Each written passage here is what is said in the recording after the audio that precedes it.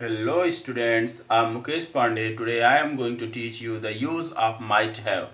चलिए हम लोग सीखते हैं कि might have का यूज कहाँ पर होता है, किस प्रकार के ट्रांसलेशन में होता है। तो अब पहले रूल देख लीजिए। Subject might have plus verb की third form plus other words, फिर might have been plus verb की थर्ड फॉर्म। ये पैसिव वॉइस में वाक्य है। और तो यहाँ पर दो रूल दिया हूँ। जब पैसिव वॉइस में होगा तो might have been का प्रयोग करेंगे।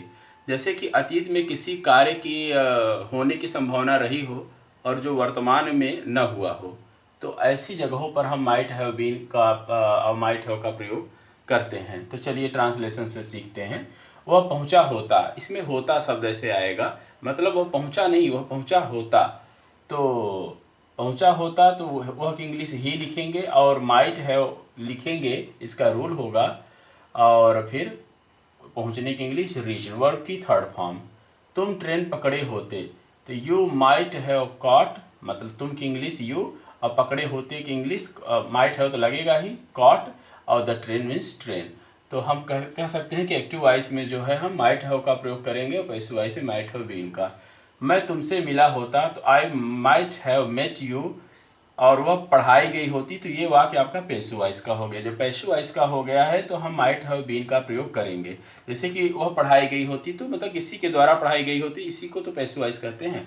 तो सी माइट हैव बीन टॉट, अगर वाक्य पैसिव वॉइस में होगा तो माइट हैव बीन का प्रयोग करेंगे। वह मार दिया गया होता तो he might have been killed. ठीक है, पैसिव वॉइस में है दो सेंटेंस, तो इसे हम बीन लगा दिए हैं। अब चलिए हम सीखते हैं if subject, if plus subject plus had verb की third form, subject would have plus verb की थर्ड फॉर्म। यदि वह मेरे पास आया होता तो मैं उसकी मदद किया होता, इसमें होता होता दोनों तरफ आएगा।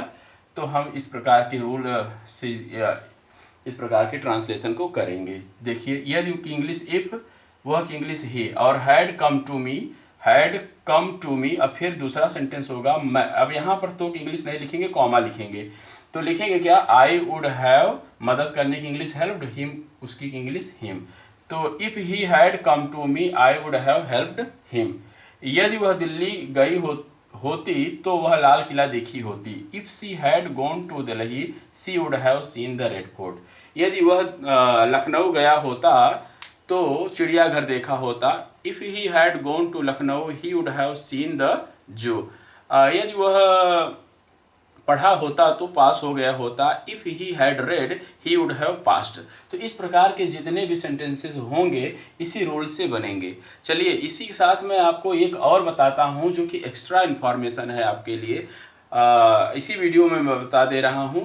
तो चलिए ठीक है, आप पीरियड ऑफ टाइम के लिए सिंस फॉर वाले नियम में क्या लगाते हैं, पीरियड ऑफ टाइम के लिए आप फॉर लगाते हैं ना, लेकिन यदि उसके साथ एगो का प्रयोग होता है तो उसके साथ भी पीरियड ऑफ टाइम के साथ भी सिंस का यूज होता है। इस रूल को मैं नेक्स्ट वीडियो में बताऊंगा। इसी के साथ मैं इस वीडियो को ओवर कर रहा हूँ। Thanks for watching this video.